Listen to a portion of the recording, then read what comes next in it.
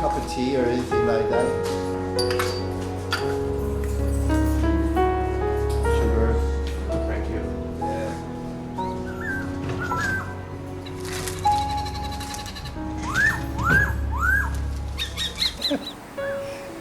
It is funny. They nibble the outside until they get the actual nut inside. The bird is a singing thrush. Oh, it's beautiful listening to him up there.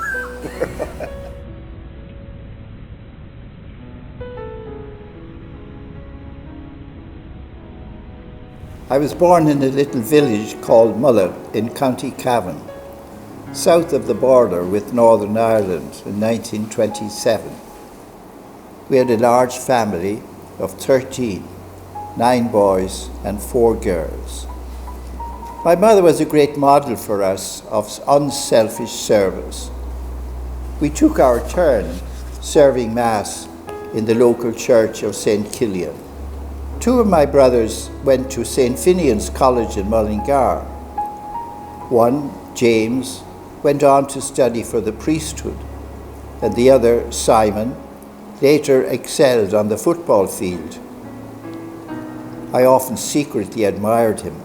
I took an entrance exam to St. Finian's College, which provided me with some scholarship. Then one day, after serving Mass in the parish church, the priest, who was a Jesuit, turned around to me in the sacristy and said, "What are you going to be when you grow up?" I shyly replied, "I'm thinking of becoming a priest." He said, "Did you ever think of becoming a Jesuit priest?" I said no. Then on my way home, I was filled with joy and consolation and told my mother, "I'm going to be a Jesuit priest." I was accepted into the Society Novitiate on the 7th of September, 1945. After 2 years, I took vows in 1947 and began studying at the University College Dublin.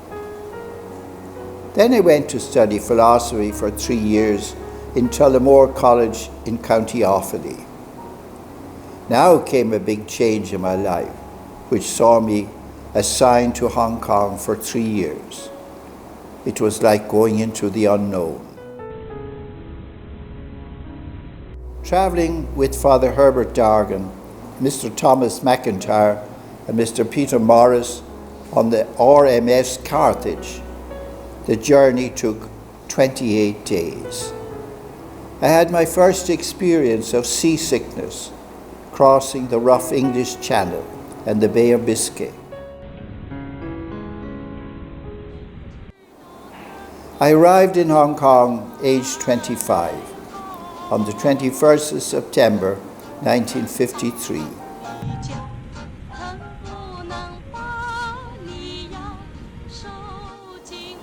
Hong Kong was a very new experience for me. Coming from a quiet rural background in Ireland, the city was so crowded with people who seemed to work non-stop. People in general were quite poor, and many lived in huts or on the hillsides or on the top of buildings. Many were working on 2 jobs in order to make enough to support the family. The first assignment was to learn the language, written and spoken. So for 2 years, we spent on Cheung Chau Island in the language school. After 2 years, I was assigned to teach in Wai'an College, Hong Kong in 1955. This too was a new experience. I had discovered that I liked teaching. After 1 year of teaching, there was another change. We returned to Ireland to study theology, and I was ordained a priest in 1959. This was a very happy time for my parents and brothers and sisters. I cherish a photo taken that day of the whole family kneeling down for my first blessing. How God had blessed me all the way to this day. Now I was going to convert the world, but I soon found that my world was very small. After 1 year of tertianship, I returned to Hong Kong in 1961. I spent 1 more year in Zhengzhou to try to recover some of the language lost while I was away. Then I was assigned to IAN Hong Kong and given the job of Prefect of Studies as well as teaching. I knew very little about education and depended on Father Joseph Foley to guide me. It was learning on the job, like a novice, learning by doing.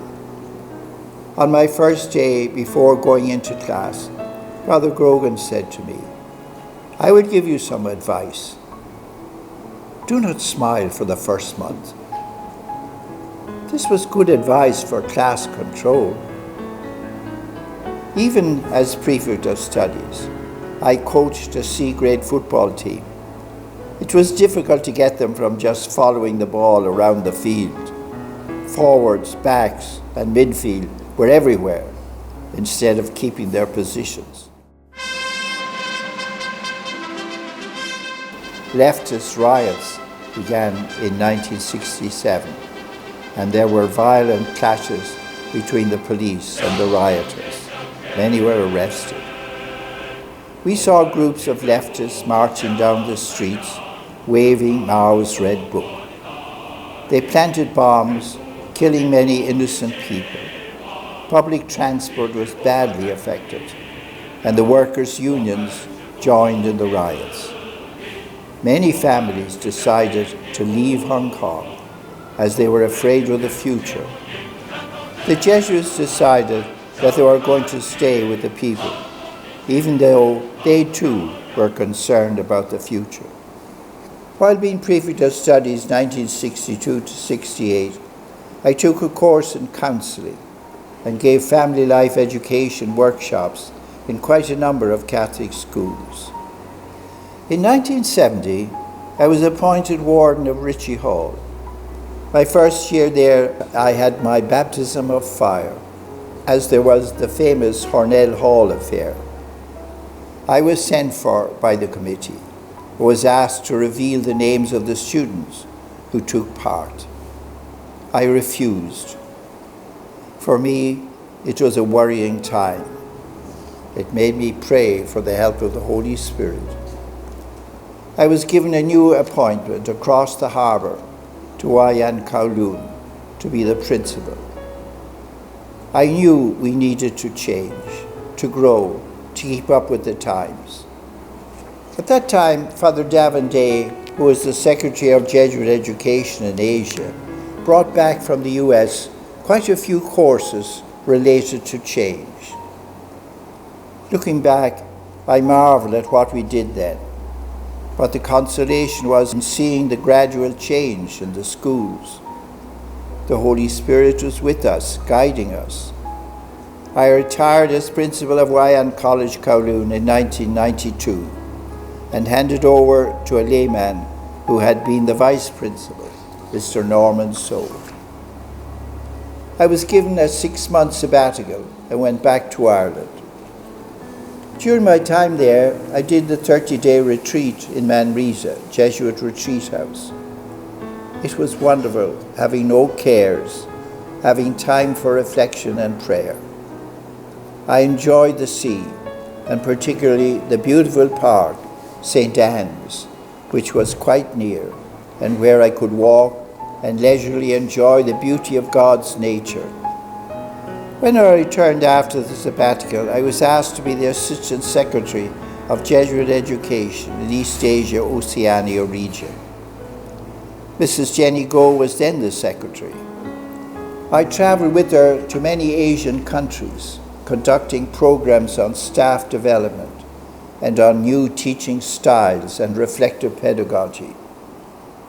After 4 years on the go, I was appointed Regional Superior, Macau, Hong Kong, Chinese province. A new challenge. No Jesuits had come to Hong Kong from Ireland for many years, so there was no increase in our numbers. We became quite convinced that the two Ion colleges should continue. With few Jesuits, we would need to devote more time and effort to train our teachers, to have the same Jesuit spirit, and to share with them our charism. The characteristics of Jesuit education were our guidelines. We would need to share more of our responsibility with the teachers, making them part of our mission. Father Stephen Zhao, as supervisor of the two schools, has done a wonderful job in our efforts to achieve this. The second important area of our mission was to develop our Xavier Retreat House in Chengzhou as a center of spirituality.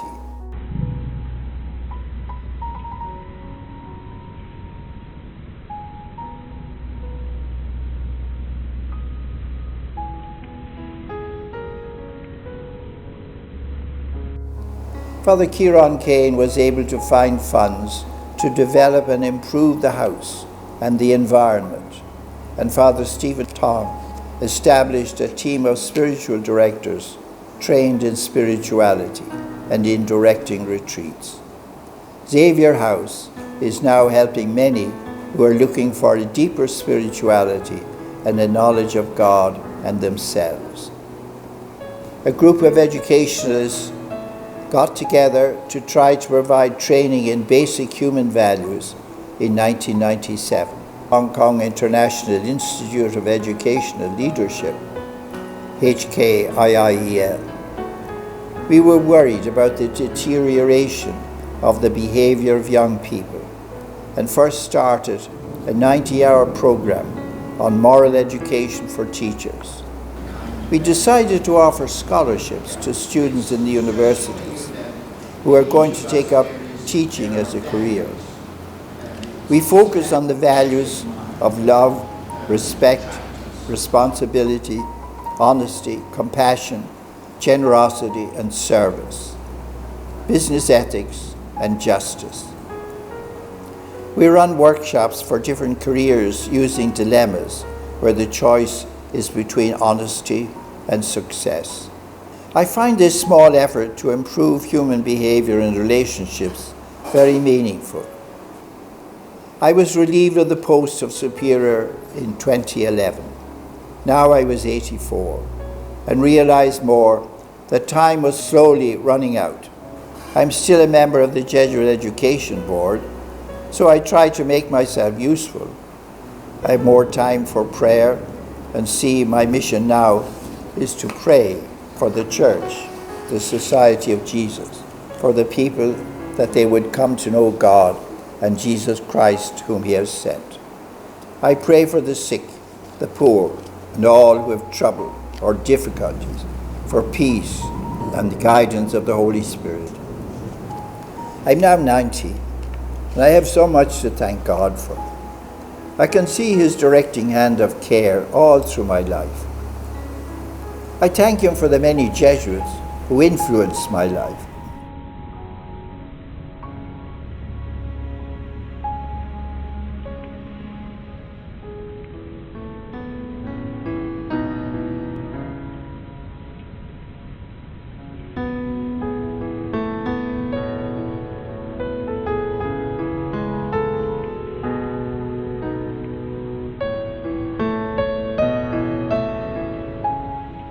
For my many friends.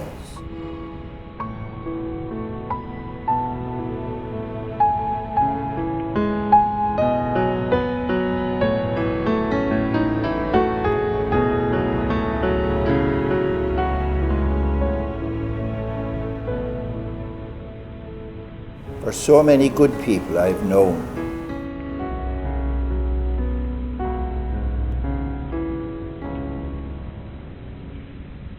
For my generous doctors.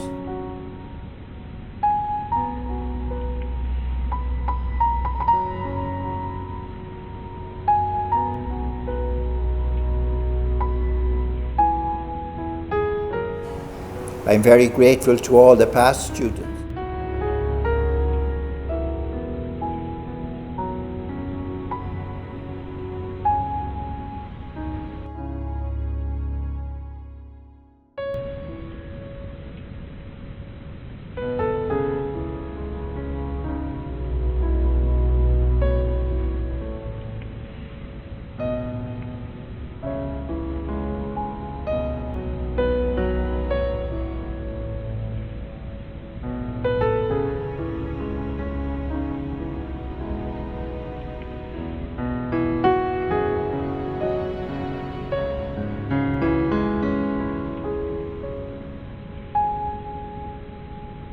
for their kindness and generosity and service.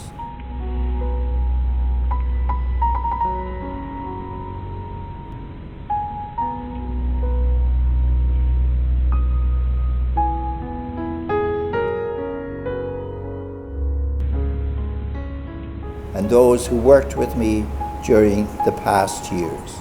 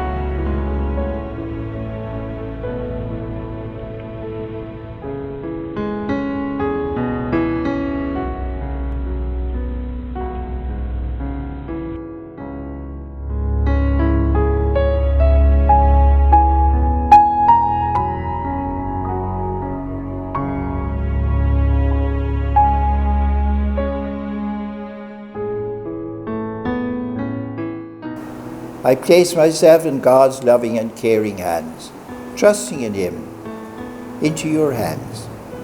I love the hymn which begins with the words, "Walk with me, O my God, through the darkest night and the brightest day. Hold my hands, O Lord, and guide me on my way."